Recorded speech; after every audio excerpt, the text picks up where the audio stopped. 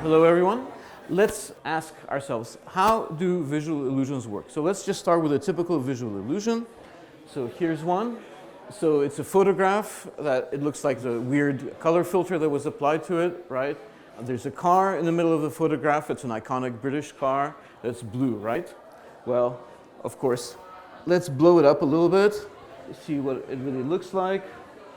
Blow it up some more, let's blow it up some more, let's blow it up some more. And now, maybe you can see that it's not blue anymore, right?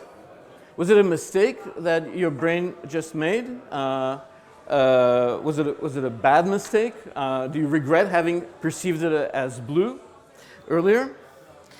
So, to answer this question, let's just take a little step back and ask ourselves, what is the general problem that your brain has in trying to perceive color?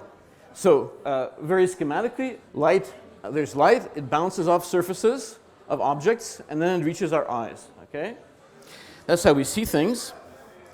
Now, the color that reaches our eyes is something like a product. It's not really a product, but we can think of it as a product of the color of the light and something called the reflectance of the surface that it bounced off of.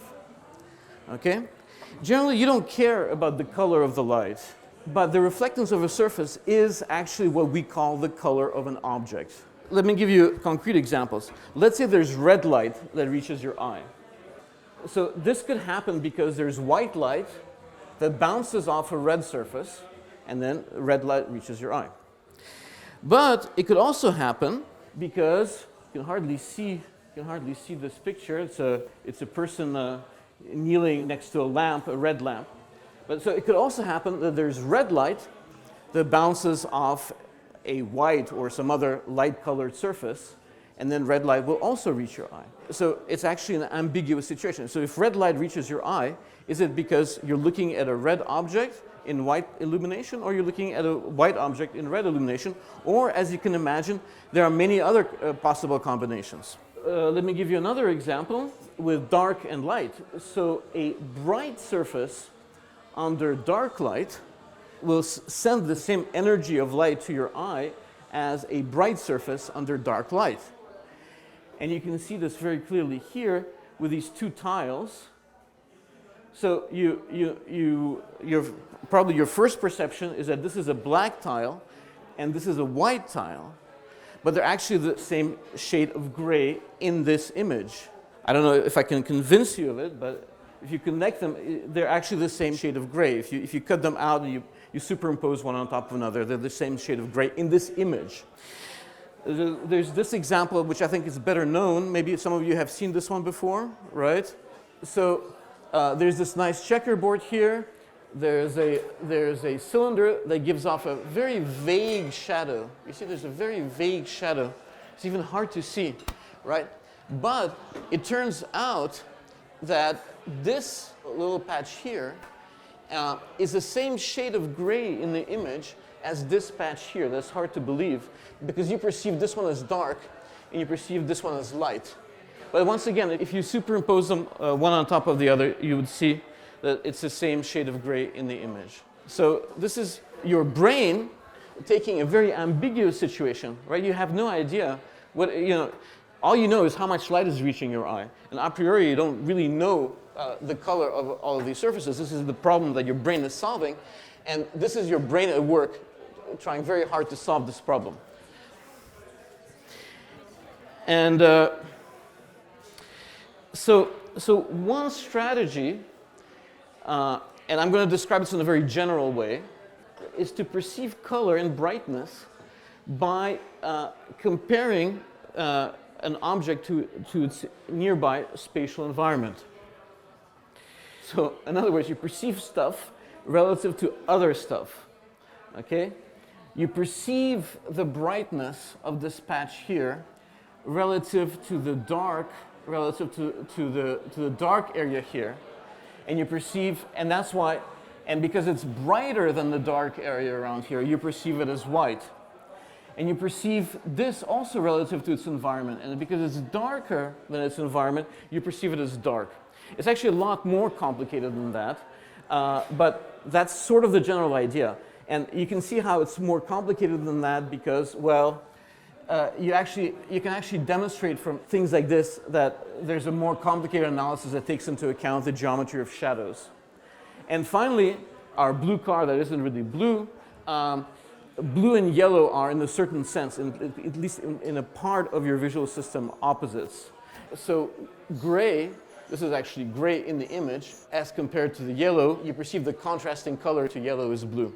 But this is actually a very intelligent thing to do because this allows us to recover what are good guesses for the colors of objects in this very ambiguous situation.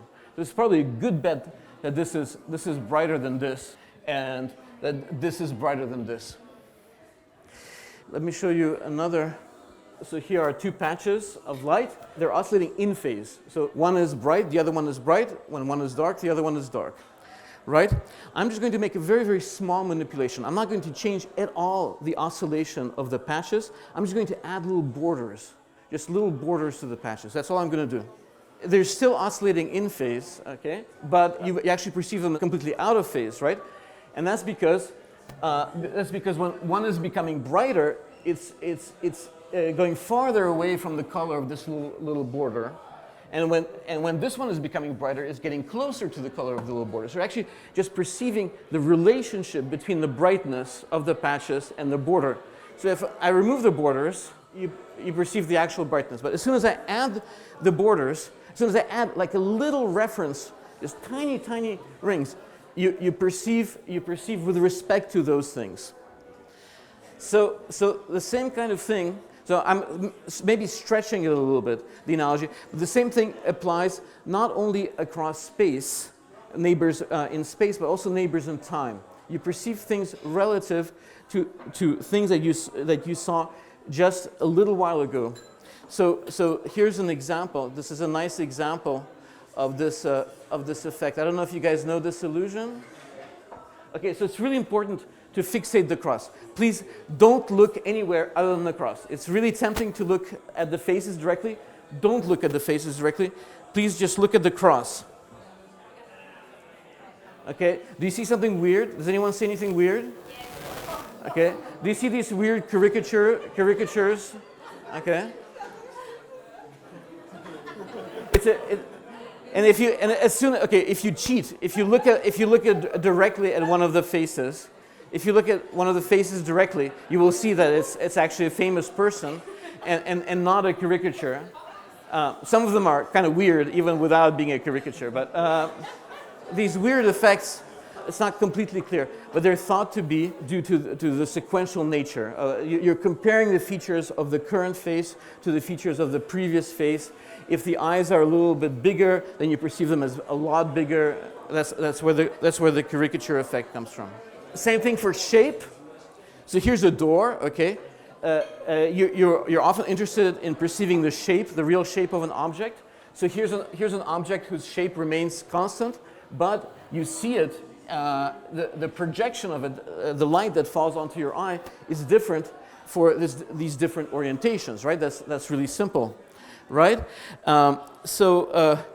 But your brain also has to extract the shape of objects and has to ignore their configuration, or vice versa sometimes. So there's this famous illusion. Has anyone here seen this before? A few people. Okay. People find it hard to believe that these tabletops are the same shape on the image. That's what was really weird about this illusion, right?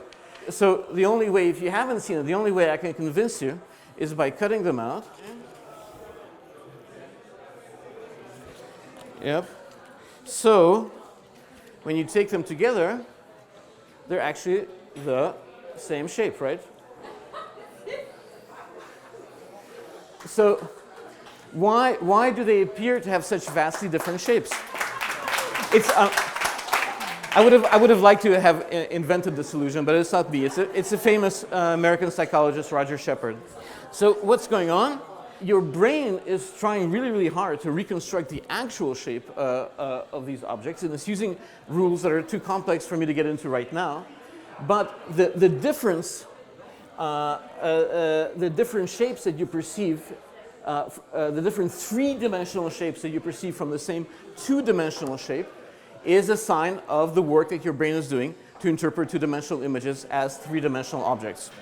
Generally, what we call illusions, or the kind of illusions that are sort of seen in the popular literature, the ones that I've just shown you now, aren't really bugs. Sometimes they're presented as bugs or something like that, or something that's not working, or mistakes or something like that. They aren't. It's actually our brain trying to make sense of a complex world, trying to apply actually fairly high-performance algorithms to this ambiguous data, doing its best to extract information about what we're seeing. And in experimental psychology, I'm an experimental psychologist, we sort of understand how these underlying operations work, almost always, but not 100% of the time. There are also weird things that look like maybe they're bugs, and I would like to show you one. Because it's one that I found myself, so I'm very proud of it. So this is maybe a bug. Maybe you were hoping that there are some bugs, and so this is maybe one. This is a ring. So probably what most of you perceive is a ring that's slowly rotating clockwise, and these slow clockwise rotations are punctuated by fast counterclockwise jumps. Is that what you perceive? And if we go the other way, if the slow rotations are counterclockwise, then the jumps probably look like they're clockwise, right? Okay, so, but the weird thing is that there are no jumps. The jumps are just in your head. So if I go to slow mode, if I slow down, what's happening is so I start with this what's called a random texture. I turn it. That's a slow motion that you perceive, and then I just replace it 2 or 3 times by some other random texture. There's absolutely no reason for your brain to perceive these jumps, but it does. And we think it's, we're starting to have some ideas of what it might be, but it's mysterious. It may be a bug. It may be a deep sign of something that's going on in the way that we perceive motion. We don't know yet. So just to conclude, so most illusions we understand them, we understand why you get them, they make sense, and then sometimes you find something like this that doesn't make much sense, but maybe will at a later date. That's it. Thank you.